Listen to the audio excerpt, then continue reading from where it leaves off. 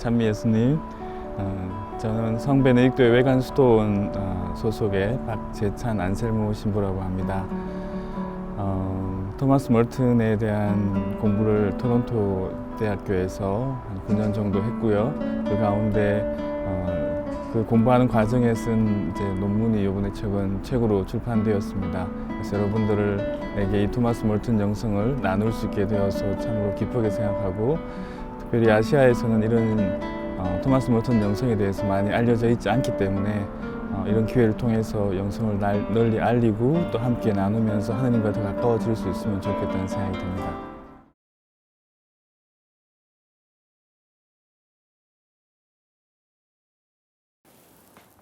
찬미 예수님, 성베네딕토 외관수도원의 박재찬 안셀모 수하신부입니다. 이렇게 여러분들과 함께 토마스 멀튼의 생애와 영적인 변화의 여정에 대해서 오늘 이 시간 함께 하겠습니다.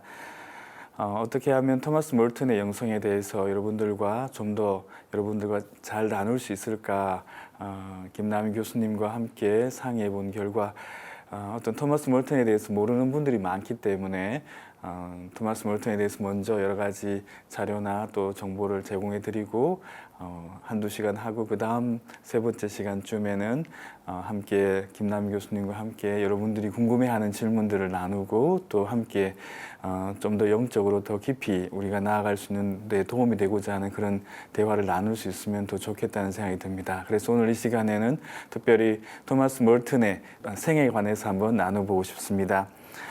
먼저 많은 분들이 이제 토마스 멀튼에 대해서 궁금해하고 또 그 생애에 대해서 7층산에서 어렴풋이나마 알고 있는데 여기에서는 연대기적으로 토마스 멀튼에 대해서 나누기보다는 제가 좀 더 집중해서 토마스 멀튼의 영성에 있어서 무엇이 중심이 되고 또 그 생애에 있어서 무엇이 중요한지를 먼저 살펴보고자 합니다. 강의에 들어가기 앞서 토마스 멀튼이 직접 한 기도를 통해서 기도를 함께 바치면서 강의를 시작하도록 하겠습니다. 성부와 성자와 성령의 이름으로 아멘. 하느님, 저를 당신의 의지 안에 가두시고 당신의 사랑과 지혜 안에 가두시며 당신께로 이끄소서. 제가 어떤 일을 하는 가장 커다란 이유가 단지 저 자신의 만족 때문이라면 저는 결코 아무 일도 하지 않겠습니다. 저는 당신의 의지와 당신의 사랑을 원합니다. 저는 저 자신을 전적으로 당신께 내어 맡깁니다. 저는 무조건 당신을 믿습니다. 그 어둠이 어떤 것이든 저의 두려움이 어떤 것이든 상관없이 저는 늘 당신 가까이 있을 것입니다. 당신만의 때와 당신만의 방식에 맞게 제가 모든 일을 할 수 있도록 저를 이끌어 주소서. 아멘. 성부와 성자와 성령의 이름으로 아멘. 이 기도는 토마스 멀튼이 쓴 침묵 속의 만남이라는 그 책에 나오는 기도 내용입니다. 방금 우리 함께 기도한 바와 같이 토마스 멀튼이 얼마나 하느님 중심적으로 살았고 또 생각하고 또 그렇게 해왔는지를 이 기도를 통해서 알 수 있는데, 과연 처음부터 그랬을까요? 토마스 멀튼은 처음에는 이렇게 하느님 중심으로 살지도 못했었고 또 자기를 초월해서 진정으로 하느님과 일치된 삶을 살지 못했습니다.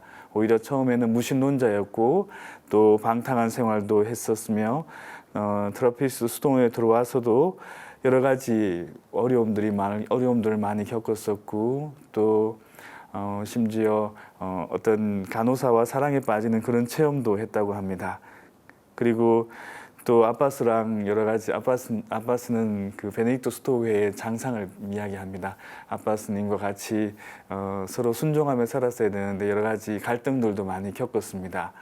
얼핏 보기에는 토마스 멀튼은 그냥 평범한 트라피스트 수도회의 수도승이었습니다. 하지만 토마스 멀튼이 과거에 여러 가지 방탕한 생활도 했었고 여러 가지 어려움이 있었지만 회개의 삶을 살아갔었고 지속적인 그 회개의 삶을 통해서 온전히 하느님과 일치하는 체험으로 나아갔습니다. 그래서 토마스 멀튼의 이 생애를 우리가 한번 살펴보면서 토마스 멀튼과 우리가 그렇게 다르지 않다는 것을 한번 체험해 보시면 좋겠습니다. 또 토마스 멀튼의 이 생애를 통해서 여러분 각자의 생애도 한번 되짚어 보았으면 합니다. 토마스 멀튼은 한 번에 모든 걸 완성한 사람이 아니라 끊임없이 넘어지고 또 쓰러지고 넘어지고 또 쓰러지면서 회개의 지속적인 삶의 여정을 걸어갔습니다. 그래서 이번 시간에 이 강좌를 들으면서 토마스 멀튼의 이 삶의 여정을 통해서 내 삶에서 하느님께서 어떻게 내 삶에 작용해 왔는지, 또 내가 쓰러졌을 때 어떻게 도움을 주셨는지, 또 내가 하느님의 부르심에 어떻게 응답해 왔는지 한번 살펴보시면, 또 숙고해 보시면 이 강의가 그냥 단순한 어떤 배움의 자리가 아니라 영적인 그런 성찰의 자리가 될 수 있지 않겠나 생각도 듭니다. 그래서 오늘 이 나눔은 먼저 토마스 멀튼의 생애에 대해서 시작을 해보도록 하겠습니다. 토마스 멀튼의 생애는 크게 네 부분으로 나눠볼 수 있을 겁니다. 처음에는 토마스 멀튼이 이제 수도원에 입회하기 전 단계, 그래서 1915년에 태어나셨는데 1941년 12월 10일 날 수도원에 입회했습니다. 그래서 입회하기 전까지의 단계, 또 수도원에 입회해서 전통적인 그런 수도승의 삶을 배우던 단계, 보통 멀튼 학자들은 이 시기를 이제 미성숙한 멀튼의 시기였다 이렇게 표현을 합니다. 물론 뭐 성숙, 그 다음 단계는 성숙의 단계인데 꼭 멀튼이 이 미성숙한 단계에 어떤 미숙했다는 뜻이 아니라 보다 더 성숙한 멀튼에 비해서는 다소 이제 전통적인 관점의 수도승이었다. 그래서 좀 미숙한 그런 단계의 수도승이었다. 이렇게 표현을 합니다. 그런데 한 번에 이런 과정이 이루어지는 것이 아니라 그 사이에 마치 요나가 고래 뱃속에 3일 동안 3주야를 있었던 것처럼 변형을 위한 그런 시간들도 있었습니다. 그래서 이게 대략 이제 1950년대로 보고 있습니다.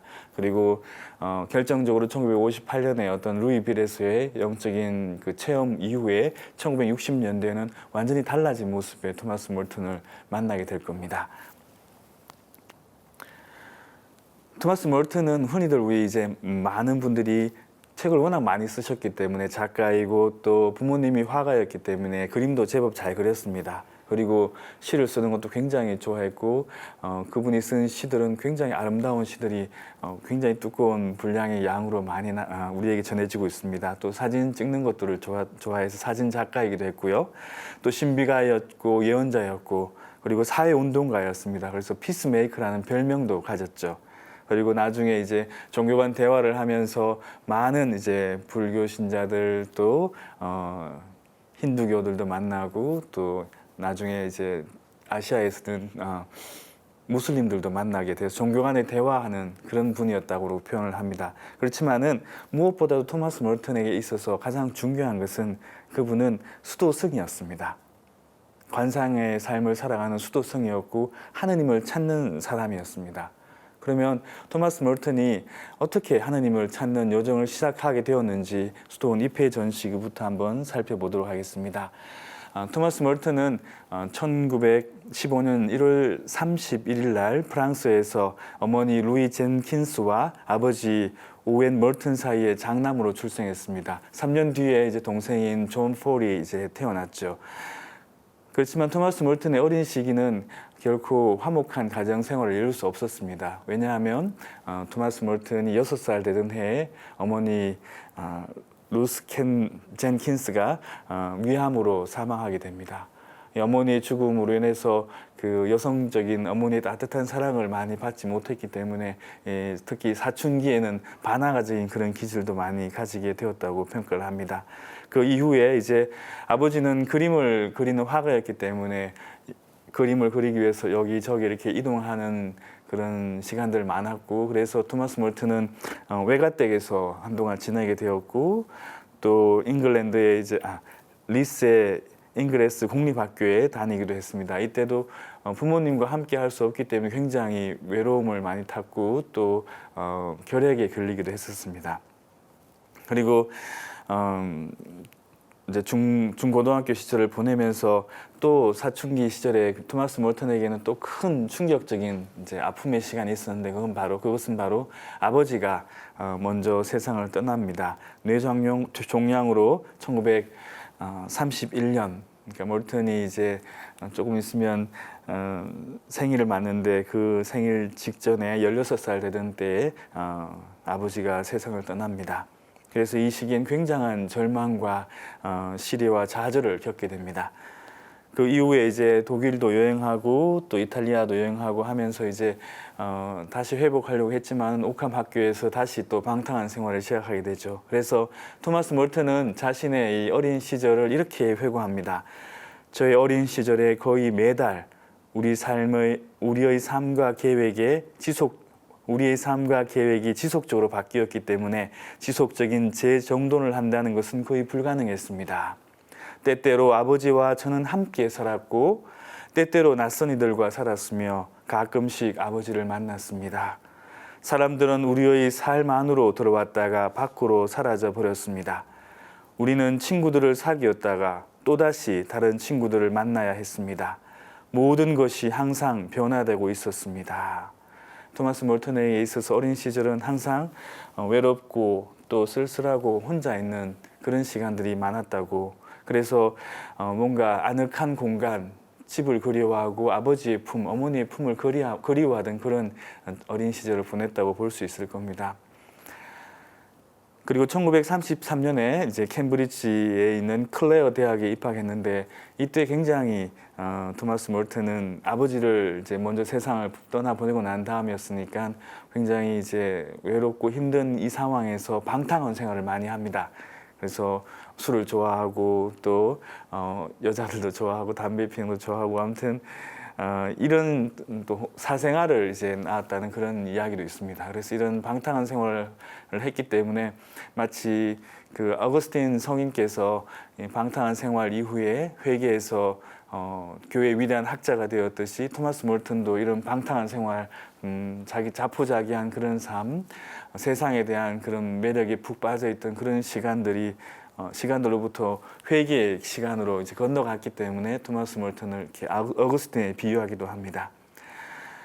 그리고 이제 1936년에 이제 할머니가 세상을 먼저 떠나십니다. 그리고 1937년부터 조금씩 이제 뭔가 변화가 생기는데 이 변화가 생긴 결정적인 이유는 그 토마스 몰턴이 이제 공부하지 않고 계속 방탕한 생활을 하니까 대부였던 이미 아버지가 돌아가셨기 때문에 이제 법적 대부 역할을 해주시던 분이 계셨는데 그분이 이제 토마스 모튼에 대해서 굉장한 실망을 하고 그 학교를 그만두게 하고 외할아버지, 외할머니가 계신 이제 미국으로 보냅니다. 그런데 미국으로 도착한 것, 이게 바로 어쩌면은 쉽게 요즘 말로 해서 신의 한 수였습니다. 토마스 몰턴은 하느님의 이제 크신 섭리였다고 볼 수 있겠죠. 토마스 몰턴은 이 미국에 와서 여러 좋은 친구들, 또 이 대학교에서 좋은 교수님들을 많이 만나서 정말 서서히 이제 새로운 사람으로 변화되게 됩니다. 그래서 토마스 몰턴이 이제 여러 가지 가톨릭에 대한 관심도 갖기 시작하고 신비주의에 대한 관심, 그리고 또 세례를 받고자 하는 그런 열망들이 이 시기에 일어났습니다. 또 특별히 이제 윌리엄 브레이크를 토마스 몰턴을 연구를 많이 했는데 이 윌리엄 브레이크를 통해서 석사학위도 받고 이제 박사학위를 등록해 놓은 상태에서 이제 세례를 받고자 하는 그런 열망도 생기고, 그래서 1938년에 이제 세례를 받고 그다음에 사제 성수에 대한 관심도 갖게 되고, 그리고 견전성서도 받고, 그리고 1940년에 이제 성 보나벤투라 대학에서 영어 강사로서 활동하던 중에 프란치스코 스토어에 입학하려고 생각했습니다. 근데 프란치스코 스토어에 입회를 못하게 됐죠. 왜냐하면 자신의 과거에 방탕했던 그 삶이 이제 전해졌을 때 수도회에서는 입회하기를 거절했습니다. 하지만은 하느님의 깊은 섭리로 토마스 몰턴은 다른 수도회인 겟세마니 수도원, 트라피스 수도원을 알게 되었고 그 수도원에 이제 1941년 12월 10일 날 입회하게 됩니다. 여기까지가 개략적인 토마스 몰턴의 이제 이제 입회하기 전까지의 이 청년 시절, 어린 시절에 대한 요약이라고 볼 수 있을 겁니다. 이제 그러면 좀 더 구체적으로 토마스 몰턴이 이제 가톨릭으로 회개하게 되고 또 그냥 평범한 수도자의 삶이 아니라 트라피스트 수도회, 엄률 시토회에 입회하게 된 그 배경, 또 그 영향은 무엇일까 한번 살펴보고 싶습니다. 세 가지 원인을 살펴볼 수 있을 겁니다. 먼저 심리적인 요인과 가정적인 배경. 두 번째는 많은 만났던 사람들의 영향들, 또 읽었던 좋은 책들의 영향. 그다음에 세 번째는 제가 볼 땐 제일 중요하다고 생각합니다. 신비적인 체험, 하느님 체험들이 토마스 멀튼이 회개하고 또 스톤이 입회하는데 결정적인 영향을 많이 미쳤습니다. 그리고 앞으로도 또 이 하느님의 신비 체험에 대해서 여러 가지 이야기를 나누게 될 겁니다. 우선 이제 토마스 멀튼은 아까 제가 말씀드린 것처럼 어린 시절에 굉장한 좌절과 우울, 외로움을 경험했습니다. 그래서 이제 학창 시절에 반항아적인 기질을 가지고 살았었고 어떤 그 진정한 정체성과 친교를 위한 어떤 안정적인 그런 집을 갈망했고 어머니의 품을 그리워했습니다. 특별히 이제 6살 때 어머니가 세상을 이제 떠났는데 사실 우리 6살 때 기억을 잘 하기 힘들잖아요. 근데 토마스 멀튼의 7층 산에 6살 때 어머니와 사별한 그 시간은 정말 자포자기하고 절망적인 어린 시절이라고 표현하고 또 그 엄청난 무게가 나를 짓눌렀다고 표현하는 걸 보면은 이때 토마스 멀튼이 겪었던 어머니의 죽음으로 인해서 겪었던 그런 어떤 좌절감 이런 것들이 굉장히 강했다고 볼 수 있을 겁니다. 그 7층산에서 이렇게 표현합니다. 슬픔과 좌절의 엄청난 무게가 저를 짓눌렀습니다. 이것은 어린아이의 슬픔이 아니라 성인의 무거운 당혹감과 침울한 비탄이었으며 어떤 면에서 자연스럽지 않았기 때문에 더 견디기 힘든 무거운 짐이었습니다. 아마 이 강좌를 듣고 계신 분들 가운데에서도 어린 시절에 여러 가지 많은 상처와 아픔을 체험하신 분들도 계실 겁니다. 어머니의 혹은 아버님의 어린 시절 일이 일찍 여의신 분들이거나 아니면 여러 가지 상처를 받으신 분들도 많으실 거고요.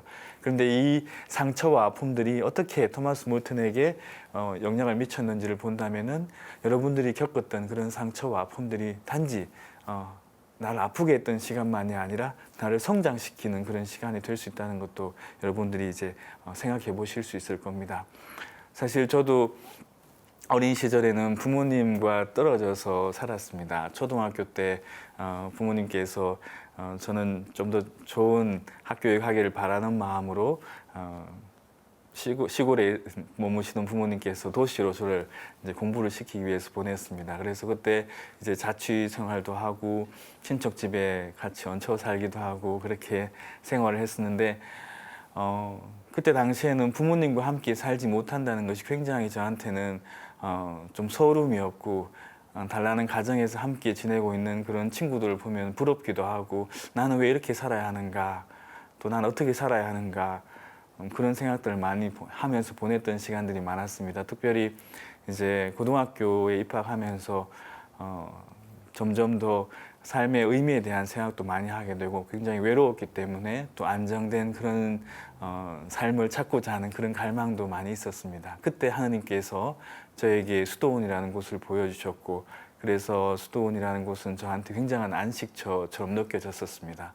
그래서 수도원의 여러 가지 그 성소 모임에 참여하면서 굉장히 편안함을 느꼈고 쉽게 수도원에 입회할 수 있는 그런 이제 결심도 하게 되었던 것 같습니다. 만약 제가 어린 시절에 그렇게 홀로 지내고 외롭게 지내던 시간이 없었다면은 수도원에 입회는 못했을지도 모르겠다는 생각도 듭니다. 그래서 어린 시절에 저에게 어떤 그런 시련이 오히려 더 성소를 하게 해주는 어떤 계기가 되었던 것처럼 토마스 멀튼도 이런 어린 시절에 여러 가지 아버지의 죽음, 어머니의 죽음, 외로움, 방탕한 삶, 또 자기 자신에 대해서 비관하던 그런 삶, 이런 삶들이 오히려 토마스 멀튼이 그 엄격한 수도원에 입회하게 된 어떤 결정적인 요인도 되었다고 볼 수 있을 겁니다.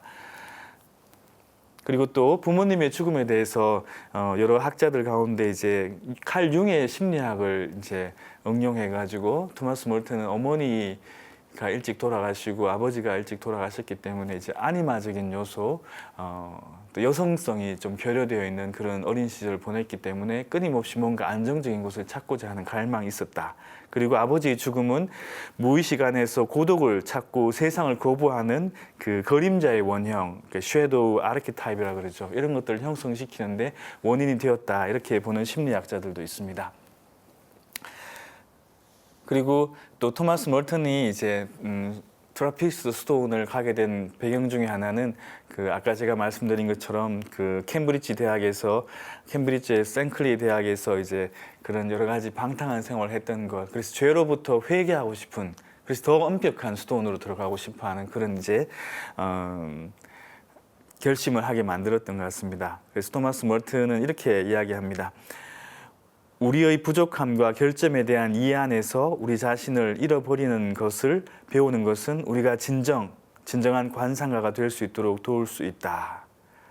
부족함과 결점, 죄, 타락 이런 시간들이 오히려 더 깊은 관상으로 들어갈 수 있는 관상가의 삶을 택할 수 있는 어떤 동기가 될 수 있다는 말이겠죠. 그리고 두 번째로 이제 토마스 멀튼의 스톤에 입회하고 또 가톨릭 세례를 받을 수 있게 된 배경 중에 하나는 배움을 통해서입니다. 토마스 멀튼은 학구적인 열정이 굉장했습니다. 그리고 또 글을 쓰는 것도 좋아했고 전공이 영문학이었죠. 근데 우연히, 정말 아주 우연히 자기 주머니에 이제 동전이 몇 개 있었어요. 이 동전을 그냥 써버려야겠다, 그런 마음으로 서점에 갔는데 마침 우연히 이제 에티enne 질송의 중세 철학의 정신이라는 책이 눈에 띄었습니다.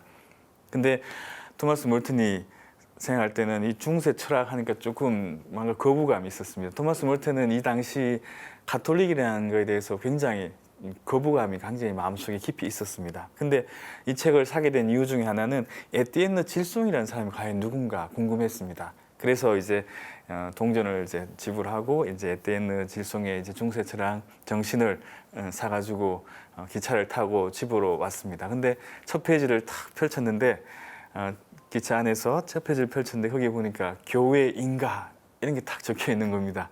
아마 칠청산 읽어보신 분들 알겠지만은 그 순간 토마스 멀튼은 갑자기 막 너무 화가 나서 마치 중세의 그 가톨릭에서 어떤 그런 종교 재판했던 그런 것처럼 뭔가 판단하고 결정하고 이런 모든 것들이 이제 막 떠올라가지고 너무 화가 나가지고 이 책을 기차 찻장 밖으로 던져버리고 싶었다, 뭐 이런 표현을 쓰기까지 합니다. 다행히 그래도 토마스 멀튼은 이 책을 버리지 않고 처음부터 끝까지 읽기 시작했습니다. 그리고 이 책을 다 읽고 난 다음에 이렇게 생각합니다. 가톨릭이란 종교가 그냥 무대뽀로 뭐 믿어라, 혹은 뭐 또 종교 재판하는 것처럼 자기네들 정신에만 그냥 집중해서 다른 사람들에게, 신자들에게 혹은 세상 사람들에게 뭔가를 전하는 게 아니라 굉장히 논리적이고 굉장히 이성적이고 합리적인 종교이구나, 이것을 이때 이제 깨닫게 됩니다.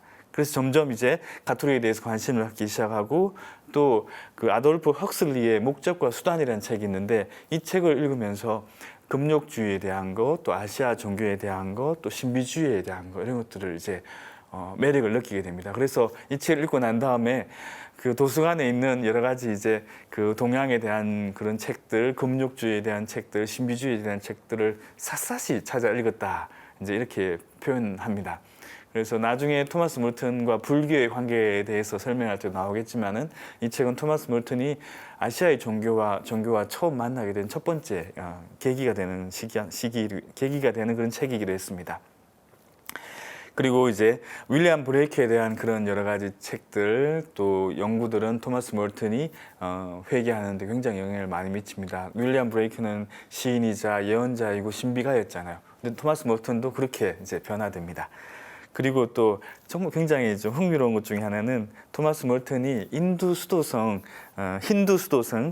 브라마 카리와라는 분과 만나게 됩니다. 근데 이제 이 만남에서 아주 재미있는 일화가 있는데 이 인도 수도승한테 정말 나에게 도움이 되는 그 인도의 그 힌두교의 그 좋은 책이 있으면 나한테 좀 소개를 해달라, 이렇게 부탁을 합니다. 근데 이 힌두 수도승은 오히려 너네 가톨릭 안에, 너네 그리스도교 전통 안에 아우스틴 성인의 이제 고백록이라든지 그 다음에 준주 성문을 읽어봐라. 굉장히 도움이 되고 굉장히 좋은 책이다. 토마스 멀튼은 이 당시에 아직 세례를 받지 않았기 때문에 그렇지만은 그리스도교 문화 안에 살았기 때문에 오히려 힌두 수도승으로부터 그리스도교에 관계되는 책을 읽기를 공고받았다는 건 참 아이러니하기도 합니다. 그리고 나중에는 오히려 토마스 멀튼이 아시아의 종교에 대해서 더 많은 관심을 갖게 되었다는 것도 하나의 하느님의 섭리가 아니었나 하는 생각도 듭니다. 그 이외에도 이제 뭐 자크 마리땡이라든지 또 스콜라의 철학 이런 것들도 토마스 몰튼이 가톨릭으로 개종하는데 큰 영향을 미치게 됩니다. 그리고 또 좋은 사람들과의 만남이 있었습니다. 특별히 이제 토마스 몰튼이 콜롬비아 대학에서 좋은 교수님들을 참 많이 만났는데 그 가운데 이제 마크 반 도렌 교수님, 이분은 이제 몰튼이 어떤 지적인 성소를 격려해 주었습니다. 그리고 품위와 도덕적인 그런 진실성 이런 것들을 몰튼에게 좋은 표양이 되고 모범을 보여주었습니다. 그리고 댄 윌시 교수님도 토마스 몰튼에게 큰 영향을 미쳤는데 무엇보다도 이제 가톨릭으로 개종하는 것뿐만 아니라 수도 생활, 사제 성소에 영향을 많이 미쳤고 또 토미즘에 대한 것들도 배울 수 있도록 해주었고 트라피스톤을 이제 소개해주기도 했습니다.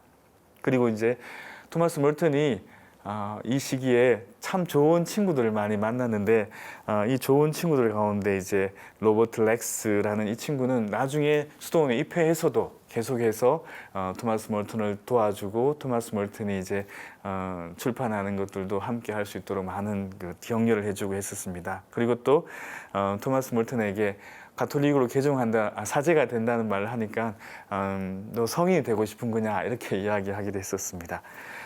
그래서 이제 이 좋은 친구들 또 좋은 책들을 통해서 토마스 몰튼은 참 많은 영향을 받았고 또 이 토마스 몰튼은 이런 이제 좋은 사람들과의 만남을 통해 가지고 가톨릭으로 점점 개종할 수 있는 그런 힘을 얻게 됩니다. 우리도 삶을 살아가면서 여러 가지 좋은 분들, 좋은 책들 또 여러 가지 좋은 환경들을 통해 가지고 하느님께로 인도될 수 있는 그런 길을 찾아갈 수도 있을 겁니다.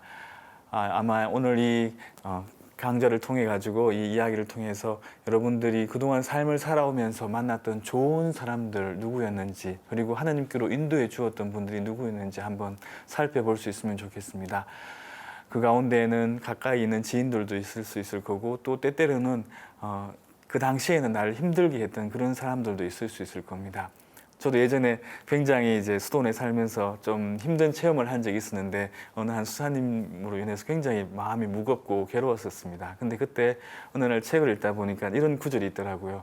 너를 힘들게 하는 사람이 있느냐? 그 사람은 하느님께서 너에게 보내주신 선물이다.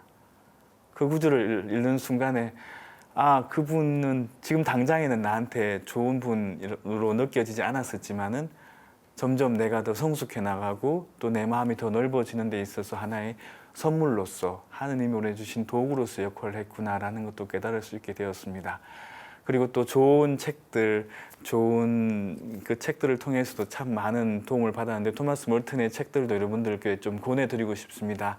오늘 이 시간을 시작으로 해서 토마스 몰튼과 좀 더 가까워지기 위해서 여러분들이 이제 7층산이라든지 또 토마스 몰튼의 그 일기들을 모아놓은 토마스 몰튼의 시간이라든지 또 토마스 몰튼의 단상 혹은 또 토마스 몰튼의 그 요나의 표징 토마스 몰튼의 영적 일기로 번역되어 있죠. 이런 책들도 여러분들 읽으면서 조금씩 토마스 몰튼과 가까워지길 바랍니다. 토마스 몰튼이 쓴 책들은 굉장히 깊이 있는 책들도 있고 또 일기들, 편지들을 모아놓은 책들도 있습니다. 그래서 일상을 좀 알고 싶은 분들은 먼저 일기나 편지들을 접해 보시면은 인간 토마스 몰튼을 만나실 수 있을 겁니다. 그리고 또 토마스 몰튼이 쓴 깊이 있는 그런 영적인 서적들도 하나둘 읽어 나가시면서 이런 책들은 한 번에 이루어지지 않더라고요. 이해되지도 않고 여러 번 읽고 또 읽으면서 하나둘 점점 토마스 몰튼의 영성으로 들어가 보실 수 있을 겁니다. 오늘 이렇게 처음 토마스 몰튼의 이제 생일을 소개해 드렸고요. 이 시간들을 통해서 토마스 몰튼이 이제 어떻게 점점 하느님과 가까워질 수 있게 되었는지를 여러분들에게 소개해 드렸습니다. 다음 시간에는 토마스 몰튼이 결정적으로 어떤 영적인 변화를 갖게 되고 영적인 이제 성장을 하게 된 신비로운 체험들, 하느님 체험들에 대해서 한번 나눠드리고 싶습니다. 토마스 몰튼은 특별히 신비로운 하느님 체험들을 참 많이 했습니다. 이 체험들이 토마스 몰튼의 인생에 있어서 어떤 영향을 미쳤는지 같이 함께 다음 시간에 살펴보도록 하겠습니다. 다음 시간에 뵙겠습니다.